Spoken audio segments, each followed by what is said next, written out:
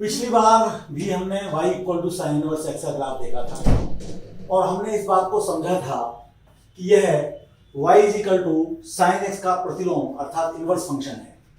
अब चूंकि y is equal to sine x एक तथा आच्छादक यानी 1 तथा 1 नहीं था, इसलिए वह एक प्रतिलोम फलन नहीं दे पा रहा था। इसलिए हमने साइन का फंक्शन रेस्ट्रिक्ट कर दिया था -π/2 से π/2 तक लेकर -1 to 1 को, जिसकी वजह से साइन फंक्शन इस डोमेन में और इस कोडोमेन में 1 तथा 1 हो गया था। तो इसलिए हम साइन इनवर्स की बात कर पाए।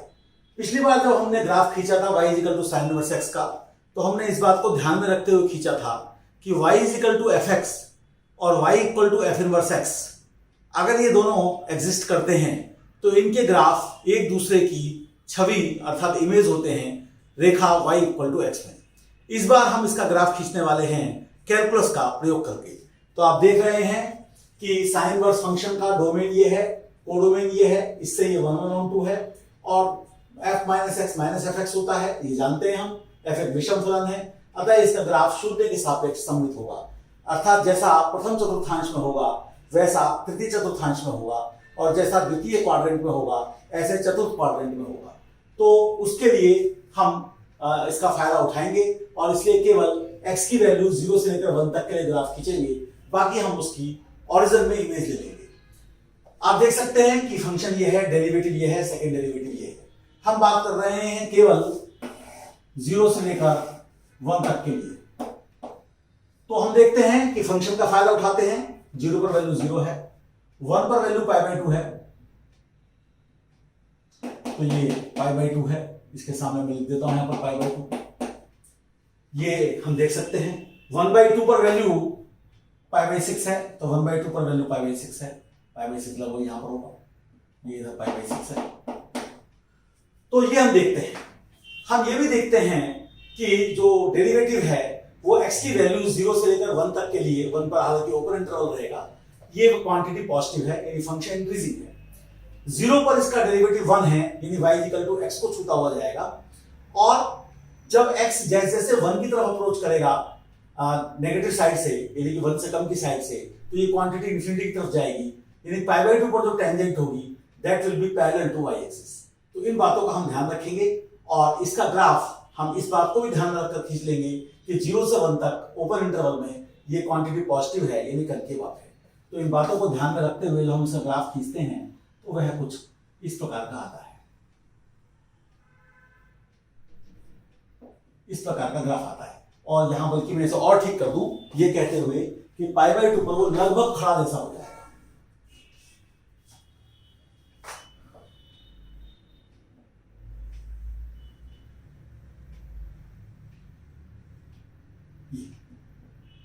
ये ग्राफ उसका होगा क्योंकि यहां पर टेंजेंट ऐसे होगी और यहां पर tangent y equal to x ऐसी होगी। तो ये बात हम ध्यान रखेंगे, ये पैरेलल टू y एक्सिस है, ये y equal to x line है। तो ये ग्राफ आ गया। अब इसकी आप ओरिजिन के अबाउट इमेज लेना चाहते हैं तो पहले इसकी छवि आप इधर ले लीजिए, ऐसे आ जाएगी, और फिर इसकी छवि इधर ले लीजिए तो ऐसे आ जाएगी। तो ये कुछ ऐसा है, ये इधर जो है -1 है उस पर आ गया, ये इधर -π/2 है। ये हमारे पास ग्राफ तैयार हो जाता है y equal to sine inverse x calculus की मदद से। अब मैं एक विशेष विषय आप लोगों के सामने लाना चाहता हूं। वह विषय यह है कि यदि कोई फलन है तो उसका ग्राफ एक वक्र होगा यानी कर्व होगी, लेकिन यदि कोई कर्व है तो जरूरी नहीं कि उसका ग्राफ फंक्शन का ग्राफ हो। जैसे y equal to sine x है तो यह है, इसका ग्राफ जो है फलन भी है, फलन तथा वक्र दोनों हैं इसके ग्राफ। जब हम बात करते हैं x² + y² = 1 की, तो यह है फलन नहीं है, वक्र है। क्योंकि x को अगर मैं 1/2 रखूं तो y की वैल्यू ±√3/2 आएगी, यानी एक इनपुट के लिए 2 आउटकम आ रहे हैं। तो ये फलन तो नहीं है। हाँ, 2 फलनों का ये एक संग जरूर है, यूनियन जरूर है, लेकिन फलन नहीं है। तो इसका ग्राफिक वक्र है। तो अगर आप y = sin x के बाद y is equal to sine inverse x की बात करना चाहें और एक वक्र यानी कर्व के रूप में करना चाहें और उस पर यह रेस्ट्रिक्शन ना हो कि ये 1/1/2 हो, यानी कि आप जो ये फंक्शन है वो इस प्रकार से दे रहे हैं कि x को अगर आप x को अगर आप 1/2 लेते हैं तो x को 1/2 लेने पर y जो है वो क्या आता है, तो y आता है n pi plus -1 raise to the power n π/6 n belonging to z। तो इसका मतलब क्या क्या आता है, तो जैसे π/6 आएगा, पाई माइनस π/6 आएगा, 2 पाई प्लस π/6 आएगा और n को अगर -1 रखेंगे तो माइनस पाई और माइनस π/6 आएगा। तो इस प्रकार के ढेरों वैल्यूज हैं। तो जब हम ये ध्यान करते हैं इस बात का कि इसे इस समय फलन ना लेकर एक वक्र के रूप में प्रयोग कर रहे हैं, तो उस समय आपको x को और y को रेस्ट्रिक्ट करने की जरूरत नहीं है, आप उसके बिना भी ग्राफ खींच सकते हैं। तो एक बार जरा इसको थोड़ा देखते हैं कि कैसा ग्राफ इसका आएगा। तो इसका जब हम ग्राफ खींचने की कोशिश करते हैं, यहां पर x जो है वो रियल नंबर है, तो हम उस समय पहले y equal to x line खींचते हैं। तो ये रही मेरी y equal to x line. अब ये मेरे पास ग्राफ है साइन x का, इस प्रकार ये मेरे पास ग्राफ है y equal to sine x का नेगेटिव साइड में, इस प्रकार से। तो आप अगर इसकी इमेज लेंगे, ये पाई है, ये 2 पाई है, ये 3 पाई है, ये यहां पर माइनस पाई है, ये यहां पर -2 पाई है, ये यहां पर -3 पाई है। आप और पीछे को जा सकते हैं और आगे को जा सकते हैं।